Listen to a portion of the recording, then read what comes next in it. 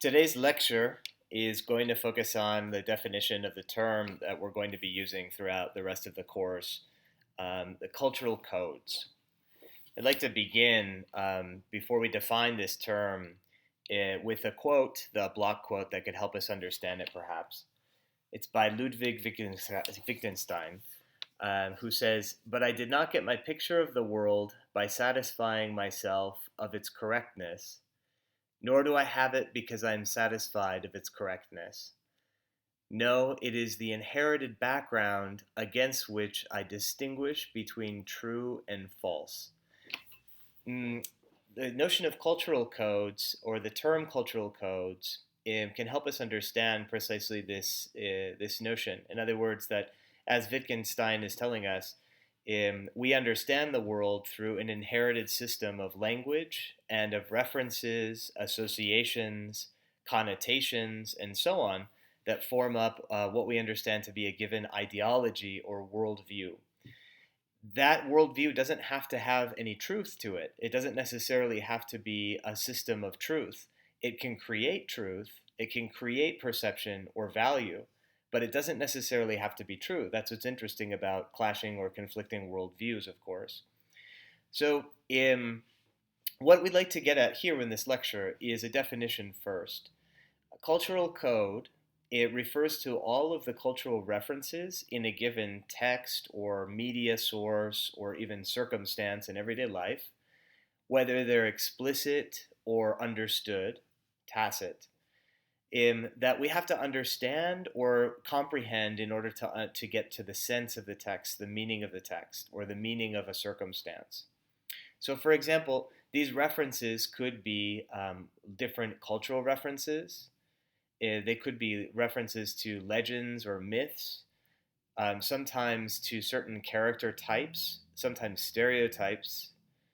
For the purpose of this class, we'll definitely be talking about the notion of identity formations and types or stereotyping too, but also commercial products that we recognize in everyday life, as well as other texts that might come from erudite academy of, let's say, philosophy, religion, society, and so on. But ultimately, these cultural codes make up our everyday life, and they help us organize and understand different references that we come into contact with. So every day we receive millions of impressions about the world around us, really. But to understand these impressions, the human mind is required to categorize them in some way, to conceptually organize them. So each culture or cultures have their own system of codes, signs, and signifiers, as Sturkin and Cartwright refers to in the reading for today, to help us classify these impressions into categories. They help us recognize, and ultimately we are trained to recognize different categories that define a culture or define given cultures. A basic code or cultural code is language. It's the most primary one. And in particular, it's vocabulary. For instance, when we learn a foreign language, we have to acquire a set of codes and sort of vocabulary and a set of uses as well as inferences to then understand the different series of references. When we say that a woman is tall or that a man is handsome, for example, we're classifying them according to given criteria that helps us understand something that we've inherited from a cultural context to say that the woman is tall, that the man is handsome. We'll see some of these examples in a point to come, but what we can understand is that language or languages of a culture reflect the ways of perception and classification that determine how a person understands the world, or it influences how a person understands the world through their own experiences, beliefs, or culture. So the cultural code has two main levels to it. The first level is all of those references to any aspect of a culture within a given circumstance, or even say text or news ad or cultural object itself. That these references correspond to everyday phenomena. In other words, in how we live our everyday lives, things that we can classify and order easily upon first sight, references to products, for example, references to names of holidays, or really anything else that would be of recall of information. The second, however, are those that we don't necessarily recognize and that escape easy classification. We're not necessarily aware of them. They inform our interpretation. And that's what I'd like to address in this next example. I'll show you an image here of a comic that actually corresponds to the 1980s. Really, it was the 80s and 90s. This is Gary Larson, an American cartoonist who is famous for his series The Far Side. So take a minute and read here. And I'll ask you, what is it that you see? What do you see?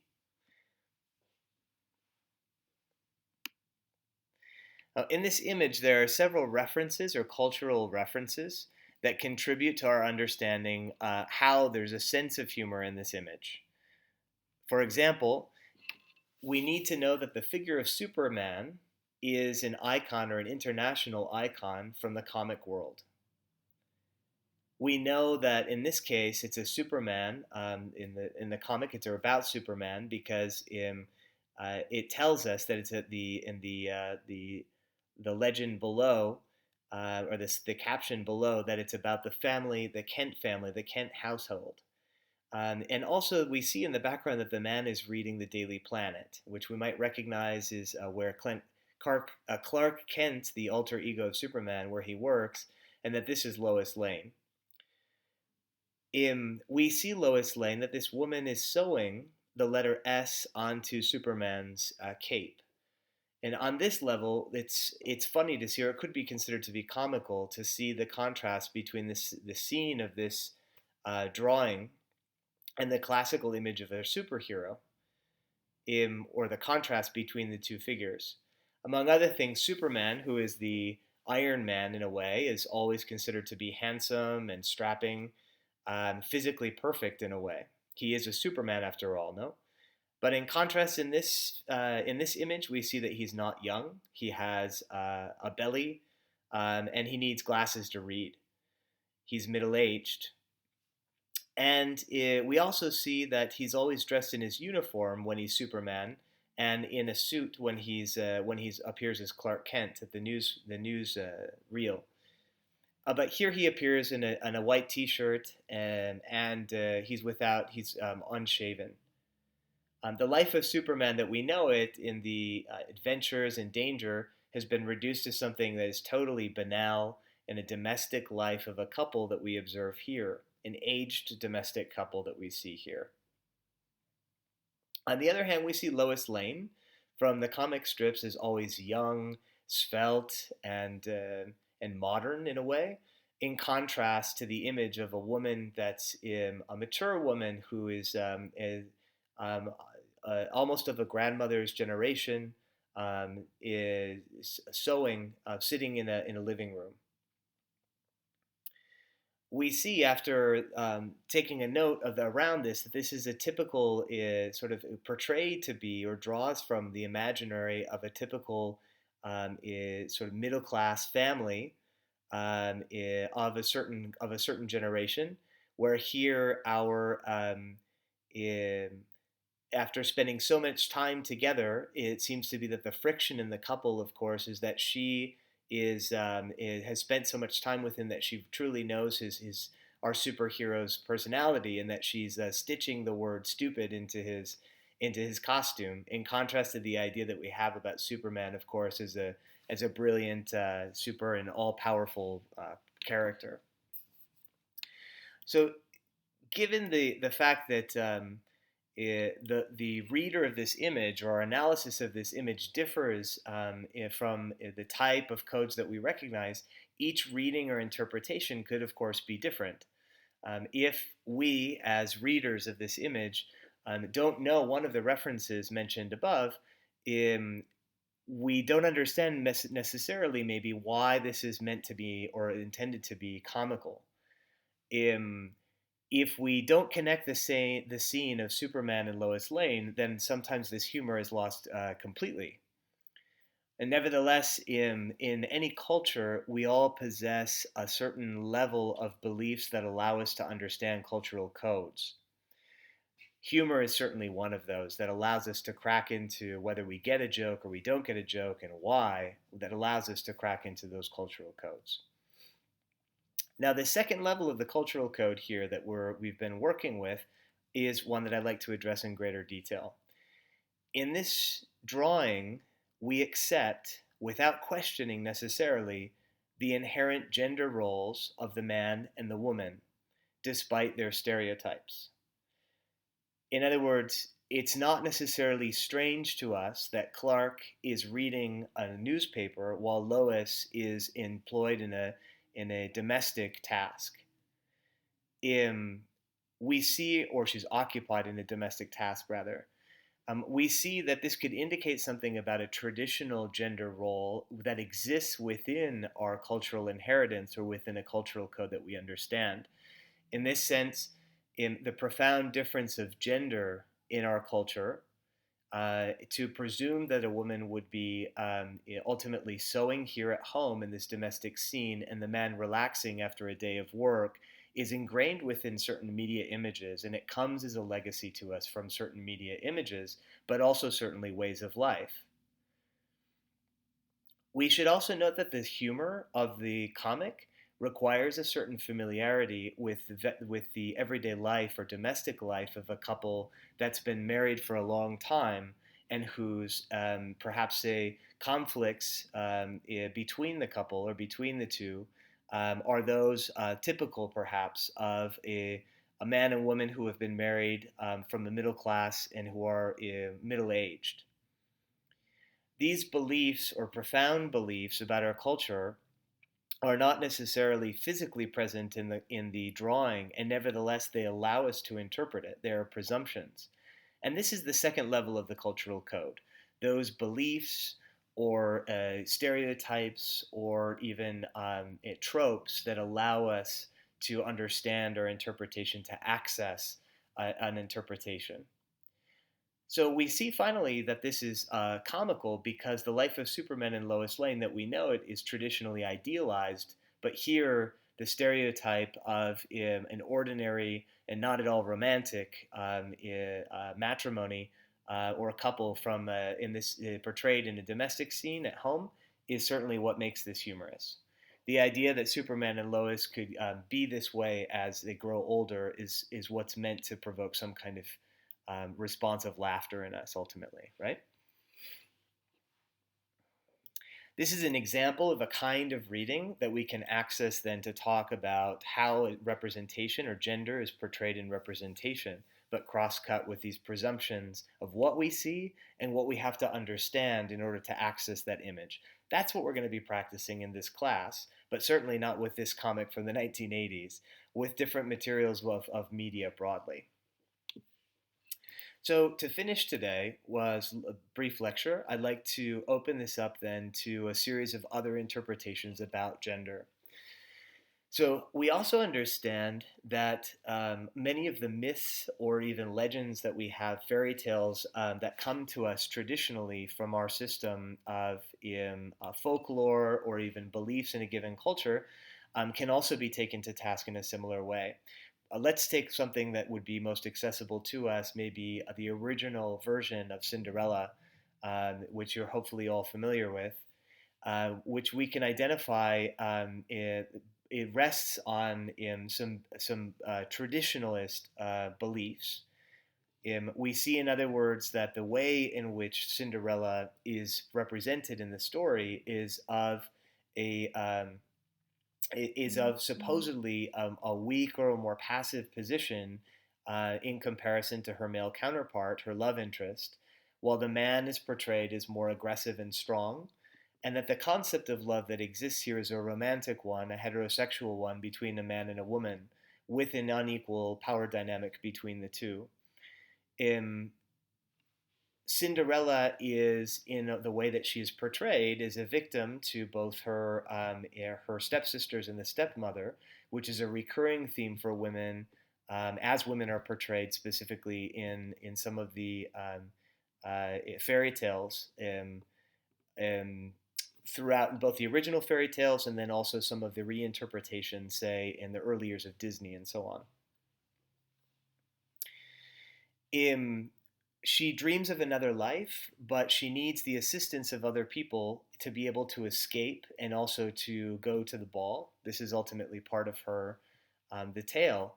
And we see, on a side note, that when woman is portrayed as aggressive historically in literature or in other cultural portraits, she's usually cast as a ill figure, as someone who is bad or a witch, or as aberrant, as we see, for example, in Katerina and the Taming of the Shrew. And in other cases, the narrative condemns women to death by the end of the story or of a correction of their manners in some way. So going back to Cinderella, we see that the prince, after having lost Cinderella, looks for her actively until he finds her at home, where she's decided to live passively in a domestic environment. What motivates the prince is that he accepts romantic love, what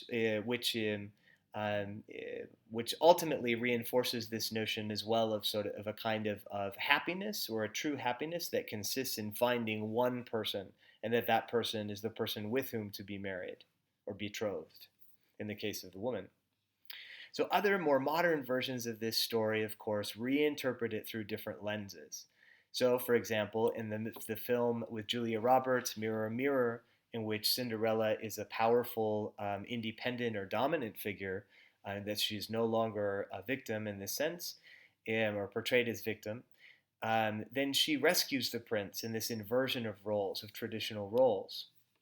It could be said then that in other cultures of the world, we'd like to tell stories and to believe in them. In other words, in myths and so on that aren't always fiction, that aren't always fairy tale, of course. In fact, much of our reality is conditioned by stories that we tell ourselves. So, can you think of an example?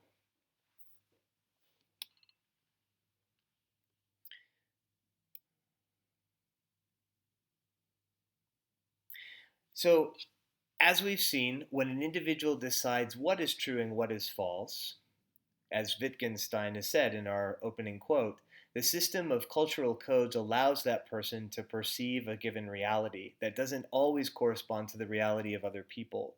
That's going to be certainly with the plurality of experiences that we have in this class. In the majority of cases, we live our lives without considering these systems of beliefs, or our use of them, or we're completely unconscious of them. Nevertheless, we're constantly interpreting the world around us, and one of the ways of perceiving cultural codes requires us to take up another manner of looking. In other words, to really interrogate what it is that we see, something we'll be doing in this class, and then also taking up the position of other ways of seeing, another way of seeing through language, another experience, another culture. This is one of the many reasons as to why we read, write, and study, of course, media, culture, but also literature, not just to affirm or justify what we believe in or what we think we know, rather to question it from a different point of view. And that's what we're going to be doing in this class as well. On the other hand, we've seen that cultural codes are constantly being transformed. And I'd like to give you an example that tells us that we haven't always thought in the way that we currently think now, of course. But if we look to the mid-century, in a study of 1942, or published in 1942, a majority of the participants in that study said that they dreamed in black and white. In 2003, however, only 18 of participants in a similar study that was repeated, it said that they almost never dream in color, compared to 72% in 1942. In other words, what we see is this change in phenomenon that potentially the introduction of film and television in black and white changed the cultural form of seeing the world. And with it came a perception of people. In other words, that representation in media itself influenced the reality of people, whether it was conscious or unconscious, is the case of dream or dreams.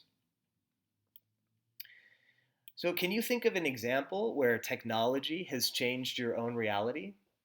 I'm sure you can. So, think of the last few years, university students, not so long ago actually, couldn't write or had to write their papers on typewriter. And this, of course, would have changed the material process of producing something. We could ask ourselves, how is it that our form of writing, of thinking, of organizing ideas, of expressing ourselves, and of reviewing our own work and revising it, and so on, how has that changed with the invention of, say, Word or the word processor, or later, of course, the computer with Word in it, no, word processing.